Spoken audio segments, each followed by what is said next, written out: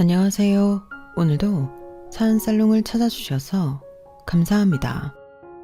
저는 예상하지 못한 인물이 저에게 은혜를 갚으면서 순조롭게 이혼 소송에서 승소한 40대 여성입니다.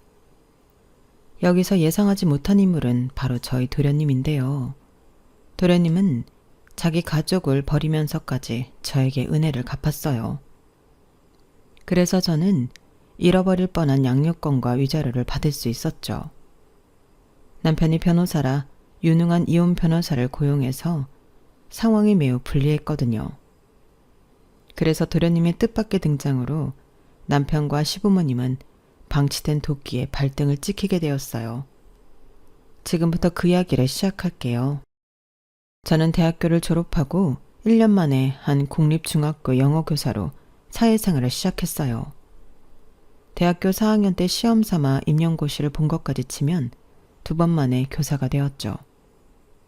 부모님이 특히나 저희 친정아빠가 정말 좋아하셨어요. 사실 교사는 제 꿈이 아니었거든요. 저에게 꿈이라고 할 건 딱히 없었어요. 하고 싶은 것도 좋아하는 것도 특별하게 있지 않았고요. 그런 와중에 저희 아빠는 자식들 중 하나 정도는 교직 생활을 하길 바라셨어요. 왜냐하면 저희 아빠가 그 길을 걸으셨거든요. 아빠는 고등학교 영어 교사로 계시다가 40대 후반에 교장이 되셨어요. 아빠는 당신의 직업에 자부심이 있었어요.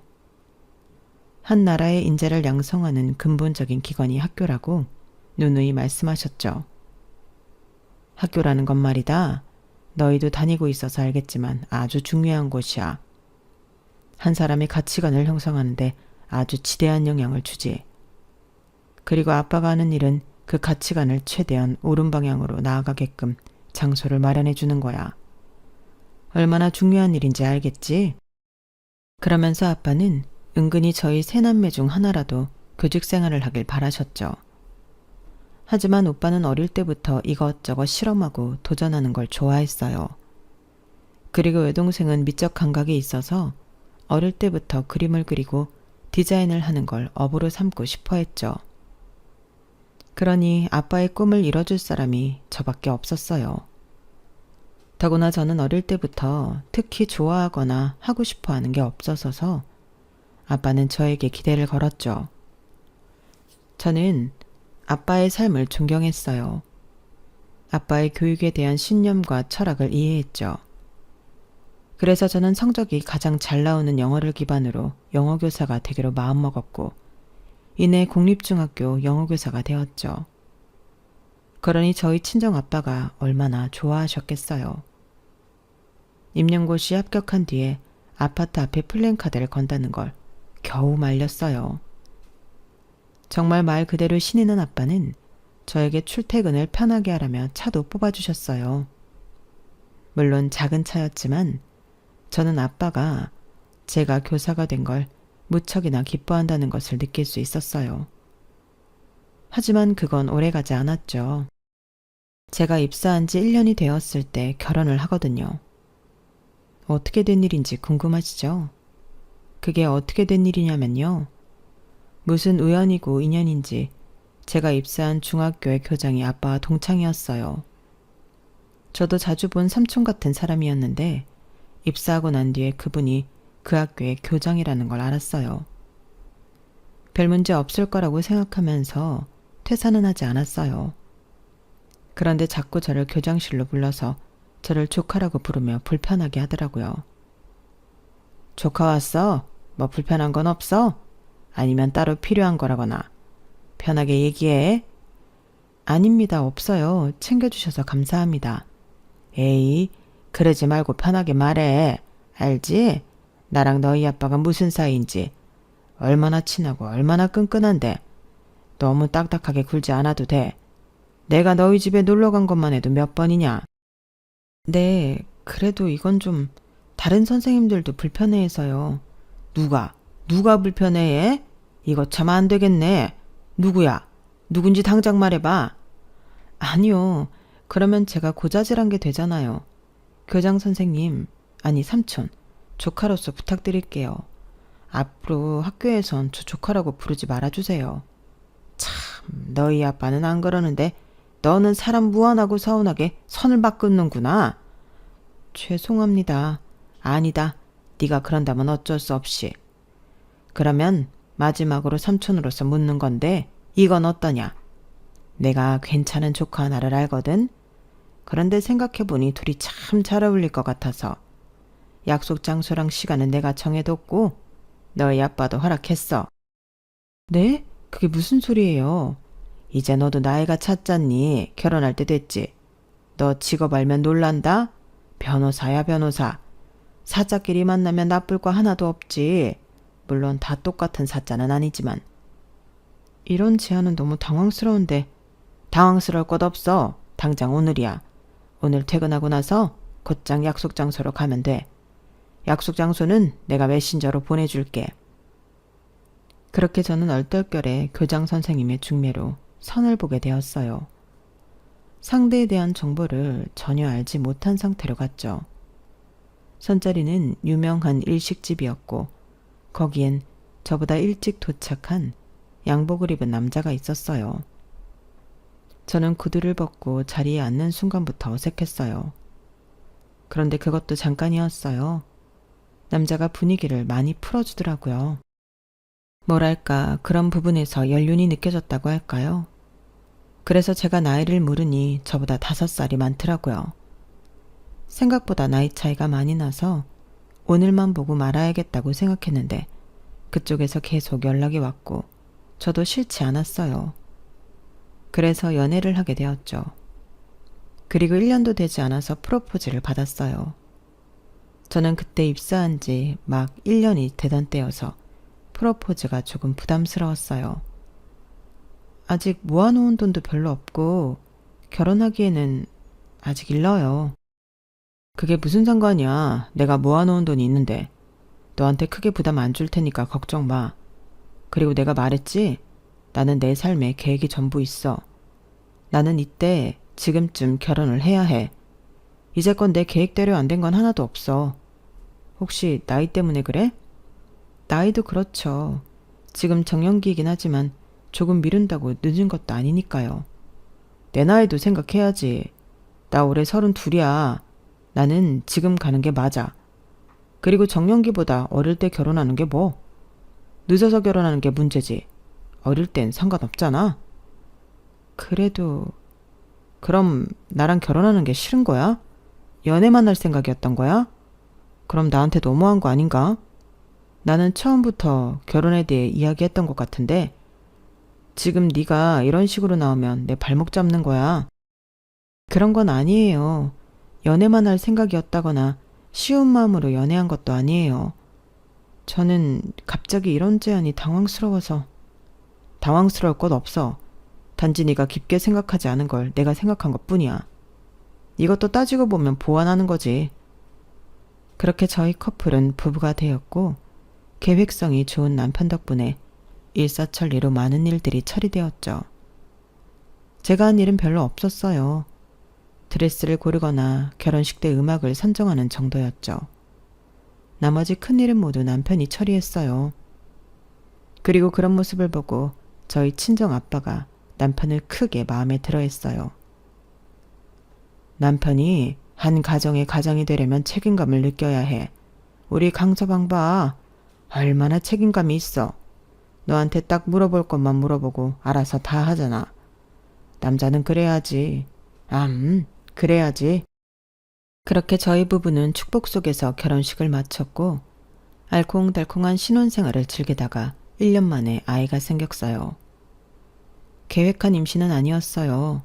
조금 천천히 갖자고 했는데 갑작스럽고 아이가 생겨서 저도 남편도 당황스러웠지만 어차피 아이 생각이 있었으니 잘 키우자고 했죠. 그런데 임신 초기에 자궁이 수축이 되어서 저는 더 이상 학교에 다닐 수 없었어요.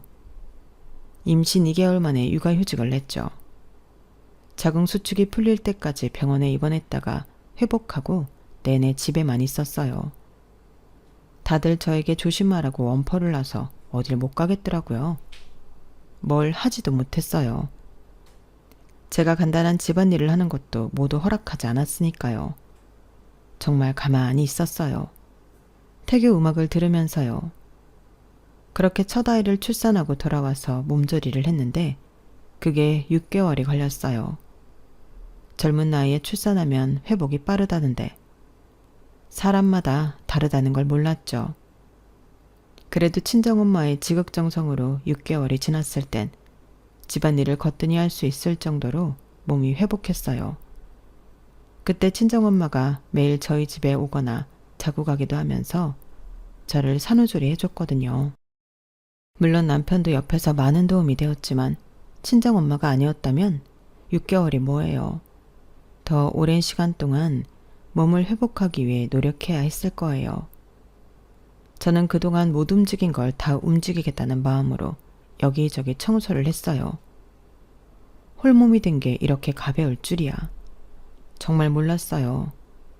그리고 그런 저를 보며 남편은 은근슬쩍 복직에 대해 묻더라고요. 아이고, 아주 춤을 추지 그래. 그렇게 좋아? 하긴 그동안 잘 움직이지도 못했으니. 그런데 자기 복직할 생각은 있는 거지? 뭘 이 정도 가지고 그래. 난 지금 춤도 추고 노래도 부를 수 있어. 그리고 복직? 그럼 당연하지. 그런데 아직 육아휴직 기간 남았어. 교사는 3년까지 되잖아. 한참 남았는데. 뭘 천천히 생각해봐도 돼. 그런데 그렇게 자리 오래 비우는 거 사람들은 안 좋아해. 자기 자리 노리는 사람들도 있고. 그리고 한참 쉬었다가 복직하는 것만큼 자기한테 나쁜 게 어디 있어? 언제 적응할 건데? 그런 건 생각 안 하는 거야? 지금 보니까 몸 회복한 것 같은데 다음 달이라도 복직하지 그래? 아직 애가 어린데 어떻게 그래? 그렇다고 자기가 할 것도 아니잖아. 그리고 나는 이 조그마한 애기 어디 맡기기도 싫고 남의 손에 키우는 것도 싫어. 적어도 걷고 뛸 때까진 내 손 타야지. 그치 정우야? 그렇게 한가롭게 이야기할 때가 아니야. 자기, 지금 우리 집 경제 상황은 전혀 생각하지 않는 거지? 이제껏 자기 육아휴직하면서 겨우 50만 원 나온다고. 그걸로 생활이 되겠어? 50만 원을 누구 코에 붙이라고. 내가 그 생각해서 50만 원 더 주는 건데 이렇게 안일하게 나오면 나 이제 50만 원 더 안 줄래. 한번 쪼들리며 살아야 제정신을 차리든가 하지. 뭘 말을 그렇게 해. 그래도 휴직하는데 50만 원이라도 나오는 게 어디야. 그리고 아까도 말했지. 얘는 어쩔 건데? 난 장모님만 아니면 돼. 어? 자기 산후조리 한다고 고생하셨는데 또 불러서 정우 봐달라고 할 수 없잖아. 돈을 드리는 것도 아닌데. 그냥 영유아 어린이집 찾아서 맡겨. 자기는 자기 애인데 어떻게 그런 말을 해? 그럼 어떻게 할 건데? 자기 정신 차려. 정말 이대로 가다간 잘린다니까? 누가 애 하나 낳았다고 3년을 쉬도록 해.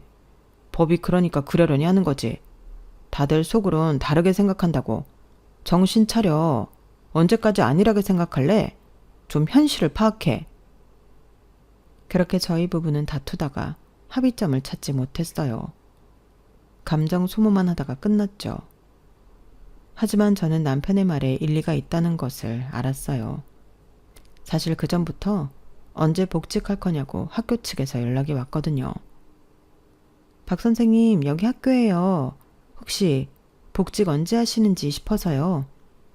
아직 애가 어려서요. 혹시 곤란할까요? 아닙니다. 그럼 그렇게 알고 있겠습니다. 하지만 그러면서도 전화는 종종 다시 왔고 똑같은 걸 묻고 똑같이 대답하는 상황이 계속 벌어졌어요. 그리고 교장 선생님인 삼촌에게도 전화가 왔죠. 선정아, 몸조리는 잘하고 있냐? 네 아빠가 사진을 하도 보내서 애 사진은 다 봤다. 아주 강서방을 닮아 잘생겼더구나. 그런데 복직은 언제 하니? 정확한 날짜는 아직 모르지? 그래서 저는 결국 복직을 선택했어요. 아이를 영유아를 다루는 어린이집에 맡겼죠. 아이를 맡기고 차에 타는데 눈물이 왈칵 나더라고요. 그래도 이왕 이렇게 된 거 다시 열심히 일해보자 싶었어요. 아이에게 미안하지 않으려면 더 열심히 일해야 한다고 생각하기도 했고요. 그런데 몇 개월 뒤에 제가 또 임신을 했어요. 또 생명이 찾아온 건 축복할 일이지만 직장을 생각하니 한숨이 나오더라고요. 일단은 임신 사실을 숨기고 일을 했어요. 그런데 이번엔 입덧이 문제더라고요. 계속 헛구역질을 하니까 주변에서 임신한 거냐고 우려스럽게 묻더라고요. 결국 저는 임신 사실을 말했고 주변 반응은 조금 차가웠죠. 학교 측에서도 연달아 육아휴직을 쓰면 곤란하다고 말했어요. 그리고 교장 선생님도 애써 저를 축하해 주는 게 눈에 보였어요. 그래서 저는 그날 퇴사를 했어요. 더 이상 다닐 수 없다는 판단이었죠. 그리고 짐을 싸서 집으로 가니 남편이 화들짝 놀랐어요. 뭐야, 이 집은 다 뭔데? 우리 둘째 생겼잖아. 더 이상 육아휴직은 힘들대. 그래서 퇴사했어. 뭐? 아니, 법적으로 문제 없잖아. 법적으로 문제 없어도 현실에선 힘든가 보지. 전에 자기도 말했잖아. 3년이라는 시간이 있지만 그 3년 동안 아무도 안 기다려준다고. 정말 그게 맞았어. 아무도 안 기다려주더라. 다들 곤란하다고 하길래 퇴사했어. 그럼 이제 앞으로 어떻게 하려고? 자기 지금 계획도 없잖아. 계획이야 지금부터 만들면 되지. 그리고 어차피 지금 당장 일 못하잖아. 나 입덧도 심하고. 다들 임신해도 일하던데 뭐 그렇게 유난스러운지. 뭐? 지금 나한테 하는 소리야? 아니, 그냥 답답해서 하는 소리야. 무슨 몸이 그렇게 유난스러워. 첫째 때는 자궁수축에, 지금은 입덧에. 내가 그러고 싶어서 그러는 것도 아닌데 자기 말이 너무 심한 거 아니야? 답답하니까 그렇지. 내 주변의 형수나 재수들 보면 임신하고도 일하고 운전도 하고 그러던데 자기는 맨날 집에만. 이번에도 그럴 거잖아. 아, 설마 또 장모님 부를 거야? 나 솔직히 그건 너무 불편해. 남편은 그렇게 말하며 저희 친정엄마를 오지 못하게 했고 결국 저는 임신한 상태로 1살짜리 아이를 케어해야 했어요. 그리고 현실에서 받은 상처와 남편으로부터 받은 상처는 전혀 치유받지 못했죠. 그렇게 한 3년이 흐른 것 같아요.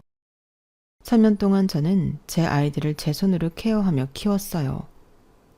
어린아이를 남의 손에 맡기고 싶지 않았기 때문에 그건 좋았어요. 물론 그만큼 체력적으로 힘들었지만 아이들과 함께하는 시간이 행복했어요. 그런데 남편은 계속 아이들을 어린이집에 보내라고 했어요. 이제 애들도 다 컸는데 이제는 그냥 어린이집에 보내도 되잖아. 아직 애들 어려. 고작 3살, 2살이라고. 그런데 무슨 어린이집에 보내? 영유아 때도 보내봤잖아. 그때 솔직히 괜찮았잖아. 고작 몇 개월이야. 그거 가지고 어떻게 판단해?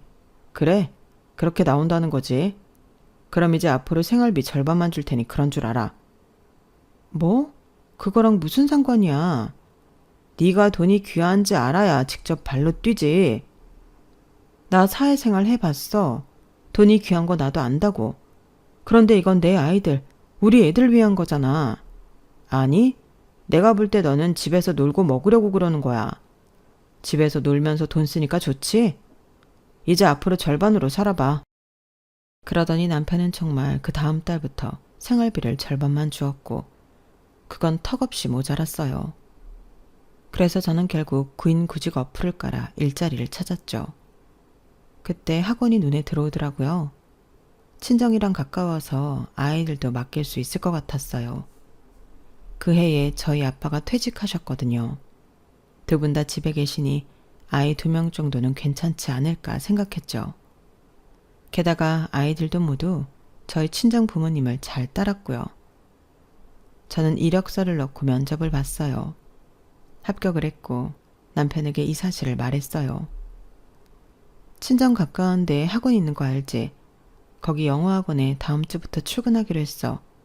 뭐? 학원? 시간도 괜찮고 월급도 좋아서 하기로 했어. 잠깐만, 지금 당장 다음 주부터 출근하기로 했다는 거지? 똑같이 중학생 애들 가르치는 거라 괜찮을 것 같아서. 다시 학교로 가는 게 아니라? 학교는 아직 좀 부담스럽네.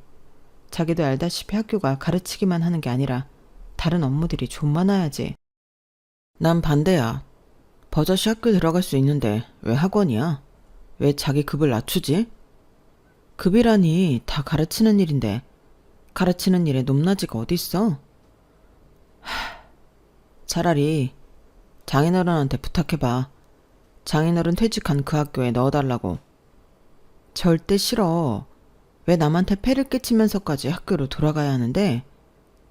내가 이러려고 너랑 결혼한 줄 알아? 그건 또 무슨 소리야? 분명히 난 반대했어. 무조건 우리 부모님도 반대할 거라고. 그리고 남편이 말한 대로 시부모님은 제 선택을 반대했어요. 아니 며느라가야. 왜 학교로 안 가고 굳이 학원이냐? 학원은 연금도 안 나오고 우리 아들 말대로 급이 다르잖아. 그렇게 힘들게 임용고시 봐서 왜 학원이냐? 그래, 다시 생각해봐라. 지금 당장 돈이 급해서 그런 결정을 하는 거라면 더더욱 다시 생각해. 아니, 안정적인 방향으로 생각해야지. 너는 가만히 보면 참 그렇다. 결혼할 때도 우리 아들이 계획 다 짜고 너는 입만 벌리고 있고, 우리 여행 갈 때도 숙소는커녕 어디 갈지 정해두지도 않고, 즉흥이 좋다고 그랬지. 즉흥이 뭐가 좋냐? 괜히 시간만 낭비하지. 사람이 철저하고 계획성 있게 살아야 해. 그러다 나중에 큰 코 다치는 거야. 내가 신혼집 구할 때 자가로 구하라고 그렇게 말했는데 결국 전세로 구하고. 다 네 작품이지? 그렇게 시부모님까지 저를 공격하기 시작했어요. 그리고 옆에서 듣고만 있던 도련님만 제 결정을 존중해줬죠. 그렇게 결정했다는데 무슨 말이 그렇게 많아요. 형수님이 결정하신 데는 다 이유가 있겠죠. 요새는 학원도 급이 낮지 않아요. 사교육하는 데엔 다 이유가 있죠. 제가 듣기로 잘하면 페이도 엄청나다고 하던데 아마 형수님이라면 그렇게 될 수 있을 거예요. 네가 그러니까 올해 회사 차리고도 계속 적자인 거다. 내가 영화회사 같은 거 차리지 말랬지? 할 거면 남의 밑에서 돈 받고 일하라고 했잖아. 너 사람들 월급은 잘 주고 있니? 아니면 월급만 겨우 주는 거야? 설마 대출 받아서 월급 주는 거 아니지?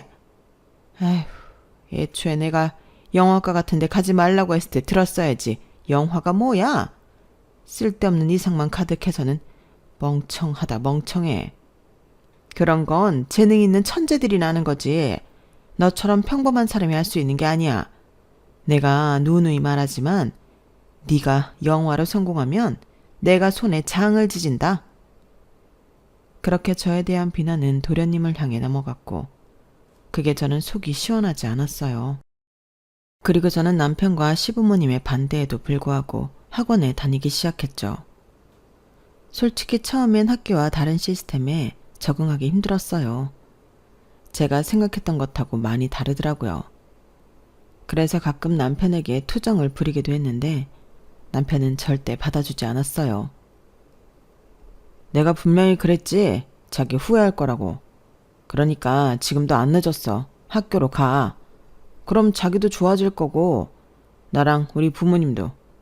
그래, 자기 부모님도 좋아하실 거라고. 왜 다들 행복해질 수 있는 길이 있는데 자꾸 딴 길로 새는 거야? 하지만 저는 남편의 말을 듣고 더 악에 받쳐 학원에 적응하기 위해 노력했어요. 제 선택이 틀리지 않았다는 걸 증명하고 싶은 욕구가 생기더라고요. 물론 그럼에도 13년을 학원에 근무하면서 2번을 옮겼는데 그때마다 남편과 시부모님의 잔소리가 어마어마했어요. 특히나 2번째 학원을 옮겼을 때는 스카우트 된 거라 일주일만 쉬고 출근을 했지만 처음 학원을 옮겼을 때는 이후에 다닐 학원이 계약되지 않은 상태여서 집에서 시간을 보내며 구인구직을 하고 있었죠. 그때 시부모님은 용돈을 줄 테니 시댁에 와 청소도 하라고 그러더라고요. 그러게, 학원이 아니라 학교로 갔으면 이런 일 없잖아. 그동안 너 할 일도 없을 테니 우리 집 와서 청소하고 밥해라. 용돈 주마. 나는 공짜로 일 안 시켜. 그러면서 다시 생각해봐라. 정말 학원이 정답인지. 내가 교사 며느리라고 해서 좋아했는데. 그리고 남편마저 그렇게 하라고 했어요. 할 수 없다고 하니까 생활비를 아예 끊겠다고 협박을 하더라고요. 그래서 저는 시댁에서 청소를 하고 밥을 지으며 필사적으로 취업할 곳을 알아봤어요. 그리고 그게 3개월이 걸렸죠. 또 다시 학원이었어요. 제 결정에 남편과 시부모님은 혀를 찼어요. 제가 영영 학교로 돌아가지 않을 걸 예감한 남편은 태도가 달라졌어요. 제 말을 무시하는 건 기본이고요. 나중엔 제 존재 자체를 무시하더라고요. 그래서 안방에서 자지 않고 거실 혹은 서재에서 잤어요. 그리고 자주 부르던 모임에 데려가지 않았죠. 나중엔 무슨 일이 있었냐면요. 너희 부모 지갑란에 너희 엄마 교사라고 써. 영어 교사. 이렇게 써. 알겠지? 매년 아이들의 학교에 부모 직업란을 작성해서 제출해야 하잖아요. 거기에 제 직업을 학원 강사가 아닌 교사로 작성하도록 해서요. 그리고 언젠가 남편이 제게 대출을 7천만 원이나 받아보라고 하더라고요. 왜 7천만 원이나 되는 돈을 어디에 쓰게? 우리 슬슬 집 옮겨야지. 전세가 몰린다는데 아깝지 않아? 이제 애들도 다 컸고 좀 더 넓은 집으로 구하려면 그 정도 될 것 같아. 나머지는 내가 할 거니까. 전세를 구하게? 전세를 구하는데도 그렇게 많이 필요해? 왜? 학원 강사라 대출이 많이 안 나오나? 하긴 학원 강사를 뭘 믿고 대출해주겠어? 그러게 내가 다시 학교로 가라고 했잖아. 그런 거 아니거든. 그러면 내일 당장 은행 가서 신청해. 전세 기간 얼마 안 남았어. 급한 거야. 저는 울분이 터져서 대출을 신청조차 하지 않았어요. 그러자 남편이 저를 닥달하더라고요. 이사 안 하겠다는 거야? 내가 대출 신청하랬는데 하지도 않았지. 대체 무슨 생각을 하는 거야? 전세 기간 얼마 안 남았다니까? 자기가 나를 무시했잖아. 그래서 나 이사 안 할 거야. 전세가 몰린다고 하면 줘야지. 어쩌겠어? 이 코딱지만한 집에 그 금액이 말이 돼? 대체 사고 회로가 어떻게 된 거야? 이렇게 간단한 생각조차 못한다고?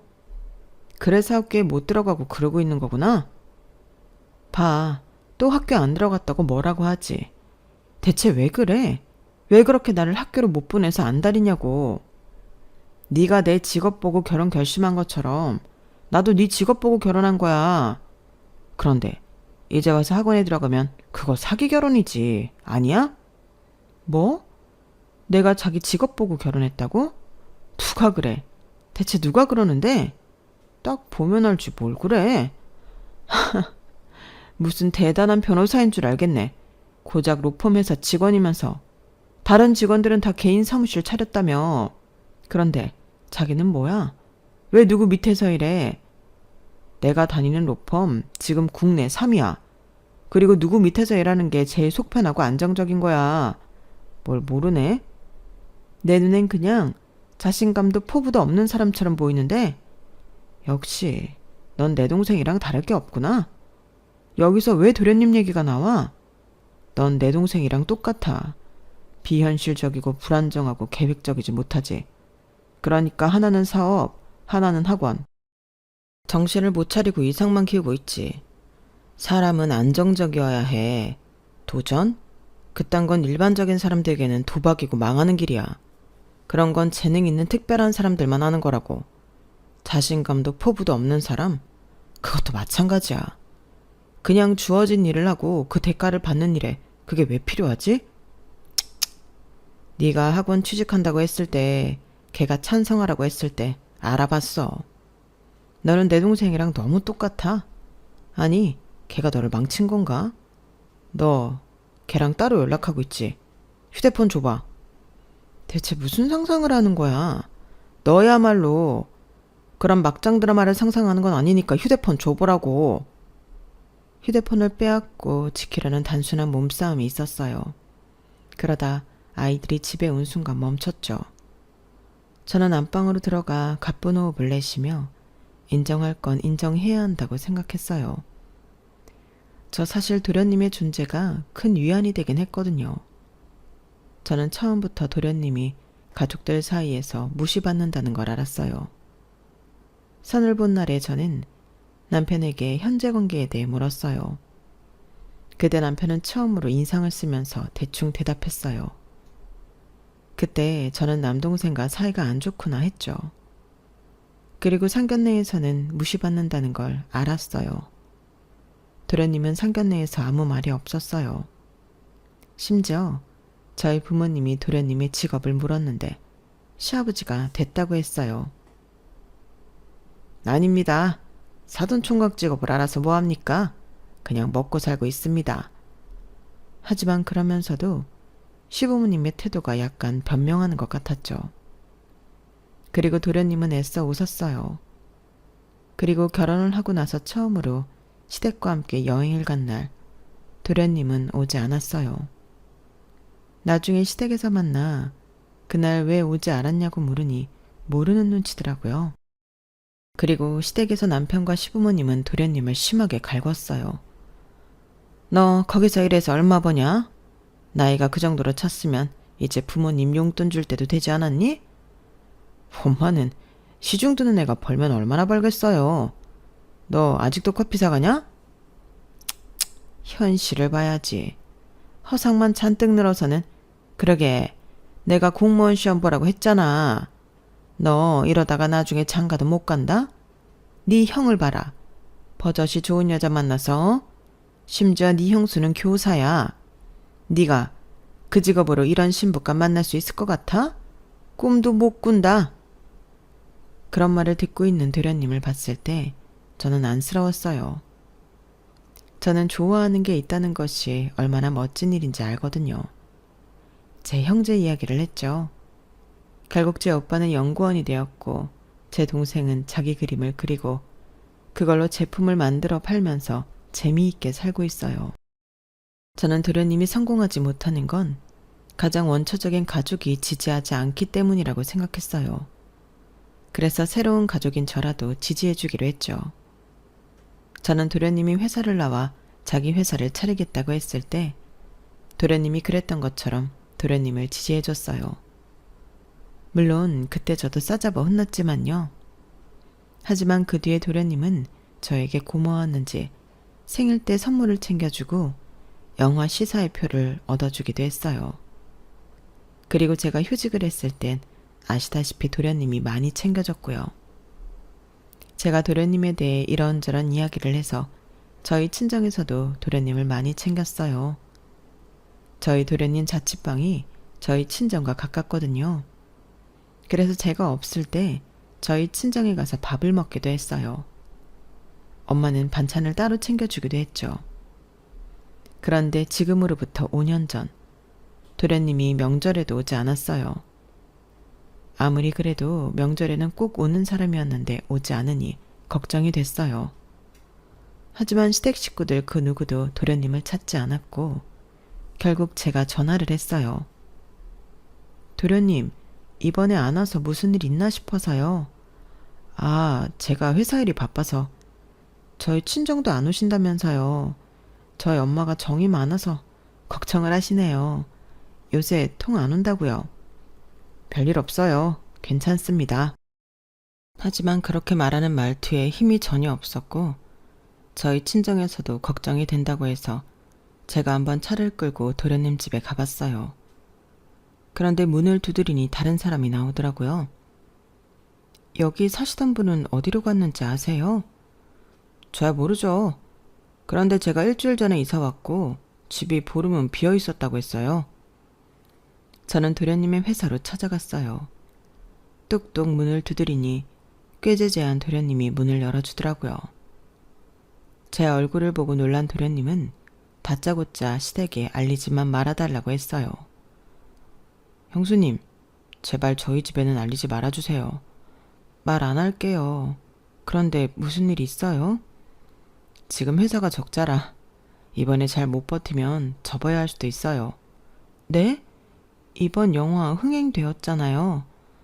겉보기로는 그런데 요새 배우 출연료랑 장소 섭외비랑 다 올라서 남는 게 없어요.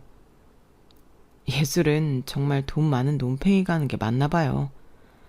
속상하겠어요. 어쩔 수 있나요? 그렇게 한참 도련님의 이야기를 들어주다가 저는 집으로 향했어요.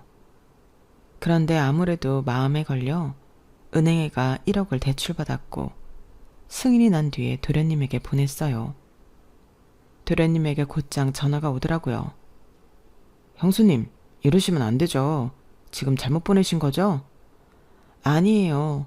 저는 도련님이 정말 잘 됐으면 좋겠어요. 꼭 이겨내세요. 이번 시련을 해결하면 다음 시련도 극복할 수 있을 거예요. 파이팅입니다. 형도 이 사실 알아요? 알면 가만히 있지 않을 텐데. 모르죠. 그런데 내가 내 밑으로 대출받은 건데요, 뭘. 걱정 말아요. 괜히 저 때문에 한 소리 들을까봐. 아, 그럼 저희 차용증 써요. 제가 그쪽으로 갈게요. 무슨 가족끼리 차용증이에요. 됐어요. 가족일수록 더 확실하게 해야죠. 지금 갈게요. 그렇게 저는 도련님과 함께 차용증을 썼어요. 그리고 도련님은 한 달 뒤에 흔적도 없이 사라졌어요.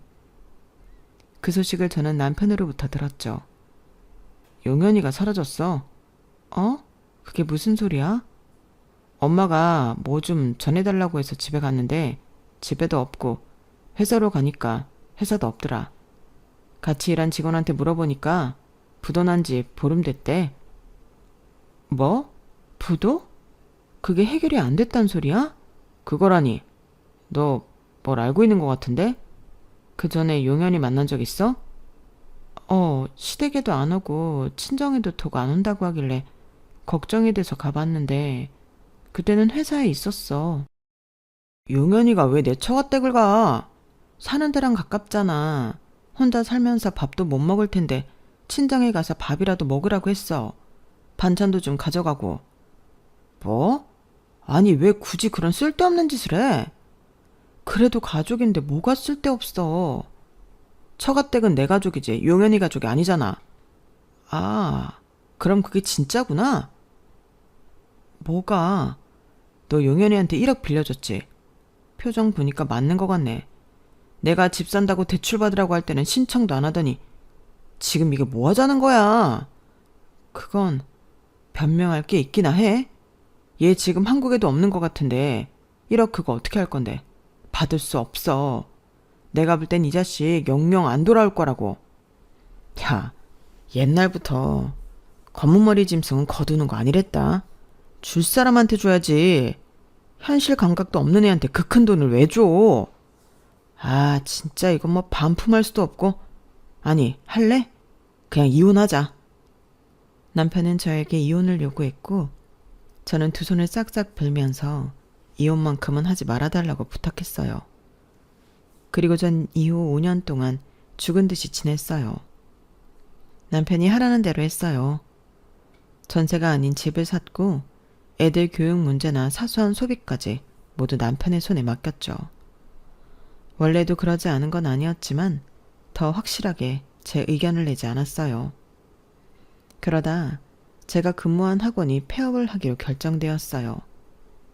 저는 지금이 때라고 생각했어요.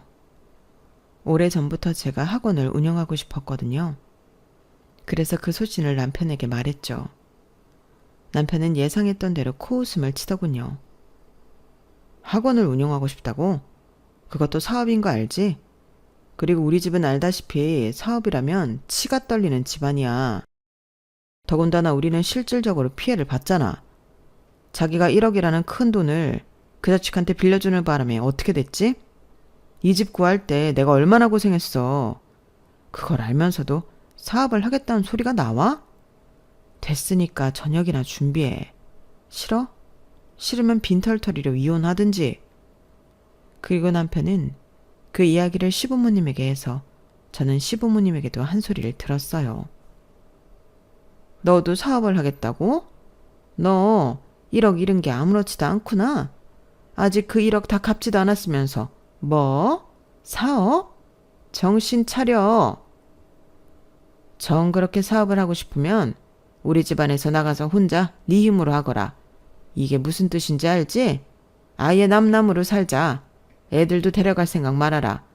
너처럼 사치스럽고 불안정한 사람한테 우리 손자들 맡길 이유도 생각도 없다. 영혼까지 탈탈 털린 저는 혼자 집으로 돌아왔어요. 그때 택배 하나가 와 있더라고요. 미국에서 온 소포였어요. 도련님이 보냈더군요. 저는 도련님에게 전화를 했어요. 해외로 연결이 되더라고요. 도련님, 소포를 보냈네요. 이게 뭐예요? 형수님, 죄송합니다. 그거 받으세요. 네? 저를 지지해 주셨는데, 그래서 그 큰 돈도 빌려주셨는데, 제가 그렇게 도망가 버리고 많이 힘드셨죠? 제가 다 알아요. 죄송합니다. 일단 열어보시고 다시 연락 주세요. 저는 집에 들어가 소포를 열어보았어요. 박스엔 5년 전에 쓴 차용증과 5억 상당의 건물 양도 증명서가 있었어요.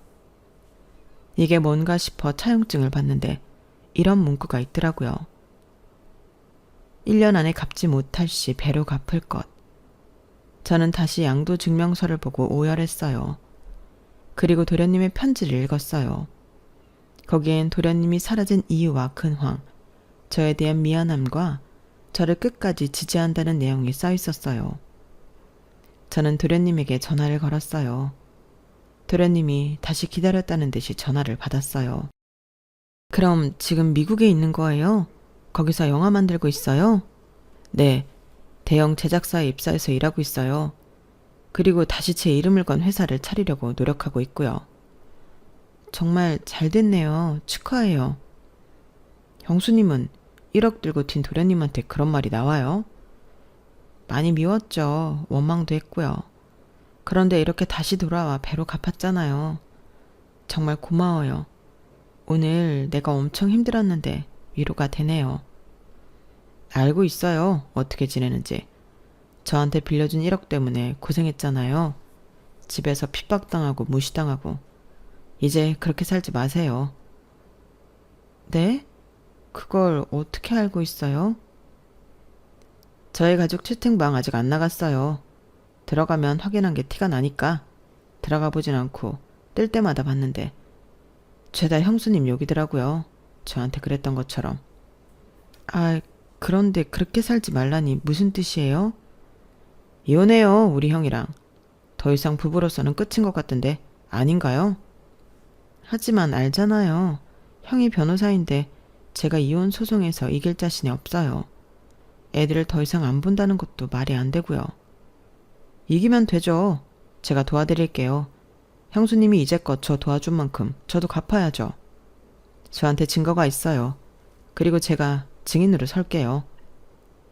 그렇게 저는 남편에게 이혼을 요구했고 남편은 터무니없는 조건을 걸었어요.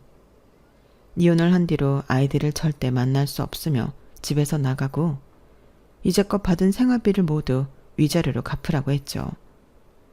그래서 저는 그럴 거면 이혼 소송을 하자고 했어요. 남편도 물러서지 않더군요. 저희 부부는 그렇게 이혼 소송을 했어요. 저는 도련님을 증인으로 신청했어요. 법원에서 도련님을 본 남편과 시부모님이 깜짝 놀랐어요. 그리고 도련님이 제 쪽에 앉아 더 놀랐죠. 당황한 남편이 손가락질을 하며 아무 말도 못하는데 얼마나 웃기던죠.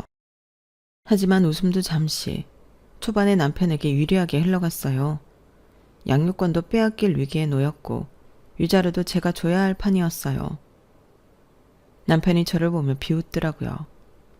알고 보니 남편이 우리나라에서 제일 잘 나가는 이혼 변호사를 고용했더라고요. 제가 고용한 변호사가 한숨을 푹푹 쉬었어요. 그러자 눈물이 뚝뚝 떨어지더라고요. 그리고 이내 도련님이 증인석에 앉았어요. 저는 원고의 남동생입니다. 하지만 저는 피고인의 증인으로 참석했습니다. 저는 이 자리에서 제 가족을 버릴 작정입니다. 제 가족은 지나친 안정추구형 가족입니다. 아버지도 어머니도 공무원이고 형은 대형 로펌에서 안정적으로 일하고 있습니다. 반면 저는 영화를 만드는 일을 합니다. 영화는 허구의 것이죠. 저는 평생을 저희 가족에게서 반역자였습니다. 그리고 그건 형수님도 마찬가지였습니다. 교사였던 형수님이 퇴직할 때부터 학원 강사로 일하는 지금까지 형수님은 저와 함께 핍박받았습니다. 게다가 형수님은 휴직 동안 거듭 학교로 돌아가라는 압박과 무리한 가사노동을 강요받았습니다. 심지어 가족들은 네가 교사여서 결혼을 선택하고 허락한 거라는 말했습니다. 증거가 있습니까? 그때 제 편의 변호사가 증거 자료를 제출했어요. 자료는 시댁 단톡방에서 나눈 대화를 요약한 거였죠. 거기엔 생활비를 안 주겠다고 협박한 것을 예고하고 그에 동의하는 대화도 있습니다. 그리고 아까 원고 측에서 아이들을 위해 최선을 다했다며 그 예로 전자기기 계산서와 용돈 내역서를 자료로 제출했는데 그것도 다 불순한 의도가 있습니다. 이후 대화 내용을 보면 양육권을 빼앗기 위해서 한 불순한 행동이란 걸 알 수 있습니다. 그때 화를 주체할 수 없게 된 남편이 일어나서 도련님에게 손가락질했어요. 야, 너! 원고 앉으세요. 아직 증언이 다 끝나지 않았습니다. 아이들에게 한 건 다 금전적인 회유입니다. 아이들은 아버지보다 어머니에게 안정감을 느끼고 있습니다. 제가 본 바에 따르면 아이들은 어머니에게는 반말을 하고 아버지에게는 존댓말을 했습니다. 어머니에게 신체 접촉을 쉽게 하고 아버지에겐 그러지 않았습니다. 도련님의 증언이 끝나고 판도는 뒤집혔어요. 제가 승소하게 되었어요. 양육권뿐 아니라 위자료까지 받게 되었죠. 그리고 집의 절반도 받게 되었어요. 남편은 항소하겠다며 발을 굴렀는데 옆에서 변호사가 말리더라고요. 속이 시원했어요. 저는 위자료와 집을 판 돈으로 꿈에 그리던 학원을 차렸어요. 그리고 도련님에게 받은 건물을 관리하며 지내고 있어요. 나중에 도련님에게 건물을 받은 거란 남편이 학원으로 찾아오고 하고 그랬지만 이제 제가 이기지 못할 사람은 아무도 없었어요. 여기까지가 제 사연입니다. 저는 제 이혼이라는 큰 경기에서 도련님이 크게 홈런을 날렸다고 생각해요. 그래서 지금도 도련님에게 정말 감사하고 있어요. 물론 이제 미국으로 가서 언제 다시 만날지 모르겠지만 그때가 되면 또 반갑게 인사하려고요. 정말 고마워요, 도련님. 여러분의 곁에 가장 가까운 가족들과 큰일 없이 건강하고 행복하시길 바랍니다. 여러분, 사연 댓글에 응원과 현명한 조언 부탁드려요. 좋아요와 구독은 저에게 큰 힘이 됩니다. 오늘도 좋은 일 가득하세요.